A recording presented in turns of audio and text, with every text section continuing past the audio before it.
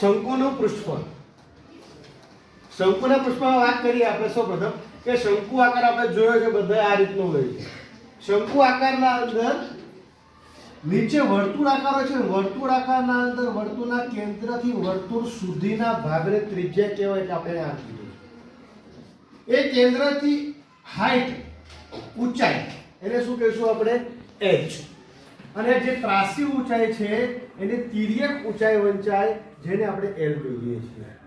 શંકુનું પૃષ્ઠફળની વાત કરીએ તો શંકુ આકારને આજુબાજુનો ભાગ એટલે વર્તુળાકાર જે ભાગ દેખાય એ શંકુ આકાર વર્તુળાકાર એટલે વક્ર સપાટીનું ક્ષેત્રફળ શોધવું હોય તો શંકુની વક્ર સપાટીનું ક્ષેત્રફળ બરાબર પાઈ r l.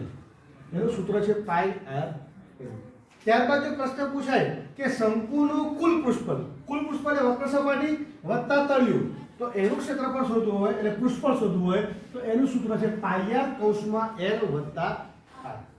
પણ જો કદાચ કન્ફ્યુઝ કરવા માટે તમને અહીંયા વ્યાસ આપ્યો હોય, વ્યાસ એટલે d, તો સૌપ્રથમ આપણે શું શોધવું પડે? ત્રિજ્યા શોધવી પડે. ત્રિજ્યા શોધવા માટે d/2 એટલે વ્યાસ ભાગ્યા 2 કરીએ એટલે આપણે ત્રિજ્યા મળી જાય. ઘણી વખત કન્ફ્યુઝ કરવા માટે તમને l આપ્યો ના હોય, તમને h આપ્યો હોય ઊંચાઈ અને ત્રિજ્યા. હવે સૂત્રના અંદર આપણે h ની કોઈ જરૂર છે નહીં અત્યારે, ખાલી r અને l બે જ વસ્તુ જોઈએ. અને આપણે l શોધવો હોય તો એના માટે આ કાટકોણ ત્રિકોણ બને છે. કાટકોણ ત્રિકોણમાં કાટખૂણો તો પાયથાગોરસના નિયમ મુજબ કર્ણનો વર્ગ એટલે l નો વર્ગ બરાબર બાકીની બે બાજુના વર્ગોનો સરવાળો એટલે h નો વર્ગ વત્તા r નો વર્ગ. આ કિંમતનો વર્ગ આ કિંમતનો વર્ગ કરી એનો વર્ગમૂળ શોધી નાખો એટલે આપણને લંબાઈ મળી જાય. આ l મળી જાય એટલે આમાં કિંમત મૂકીને આપણે આનું ક્ષેત્રફળ શોધી શકીએ છીએ.